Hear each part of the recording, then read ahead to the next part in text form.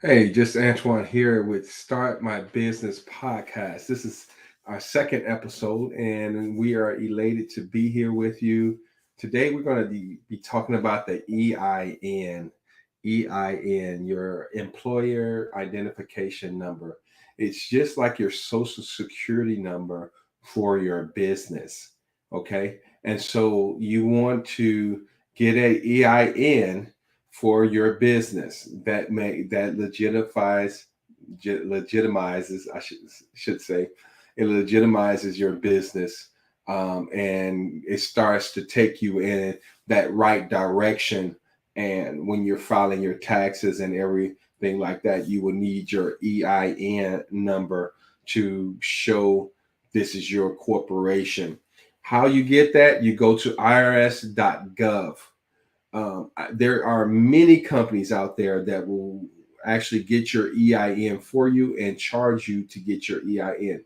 But the EIN number is free if you go to irs.gov and you just follow. You put, normally what I do is just put EIN in the search engine and then apply online. And when you apply online, you need to have your name, the name of your company, right? Your business location, your name, your personal location, and or address, and pretty much that's it for your EIN. Uh, And what it does for you, it gives you ability to now start developing credit for your company. Okay, you can start registering, getting a bank account that's separate from your personal account. You can open with your EIN. You can open up a bank account that will be separate from your personal finances. All right, so you need that EIN for that. There's another thing that's called a DUNS number. You can get a DUNS number as well. You will need your EIN to get your DUNS number, um, and that that establishes your credit. It's a credit. It's like an Experian for business, right? It helps start establishing your credit. And if you ever want to do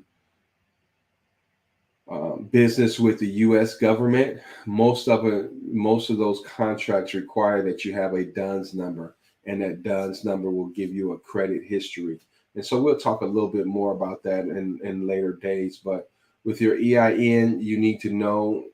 They want to know who's the owner. They want to know if if your business is what what kind of field are you in? Are you a wholesaler? Are you in gambling, tobacco, or hemp sales, or are you operating heavy machinery? So know about your business and what you're going to be doing, because you're going to have to answer those questions regarding your business for your EIN.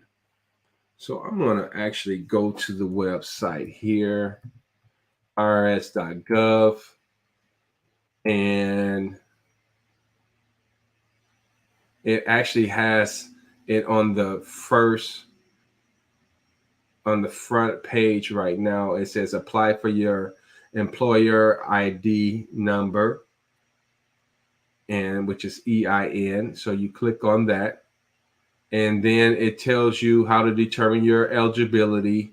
Step one, if you are already have an EIN and you're the only person on that business, then it's like a single member EIN. They'll treat it just like a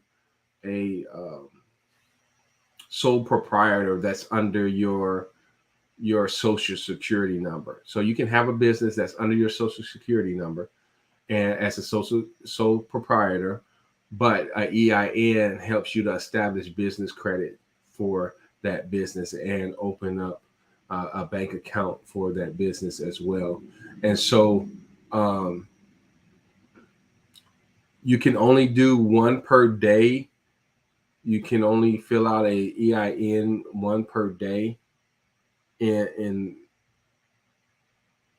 as a responsible party for the EIN for that company. Okay. It says you must to understand the online application, you must complete this application in one session, as you will not be able to save and return at a later time. Your session will expire 15 minutes of inactivity and you will need to start over.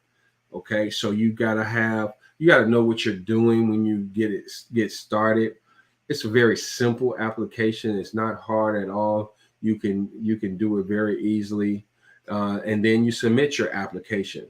And after all validations are done, you will get your EIN immediately upon completion. You can then download it and save and print your EIN for confirmation.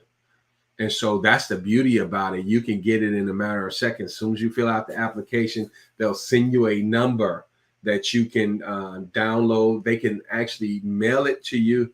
I never get them to mail it to me. I print the screen of the IRS because they'll show you the number on the screen. I print that and I save it into a file, and I print it to a PDF and I save it in a file. And then I also download the actual paper from PDF in the PDF form, and I save that, and I create a folder on my Google Drive for that particular corporation, and I file that into that, both the picture and that. It's just another step, just having a couple of things, because sometimes I forget to print or don't know what I did with the print, and I try to stay very organized. And so in doing business, you want to err on the side of precaution, right?